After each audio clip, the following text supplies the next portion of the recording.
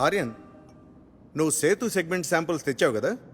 గ్యాబ్రిల్ వాటి carbon dating పూర్తి చేసింది. ఆ శాంపిల్స్లో కొన్ని ఫాసిల్స్ దొరికాయి.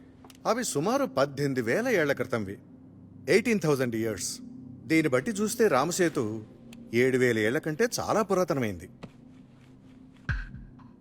The bridge is older than Sriram.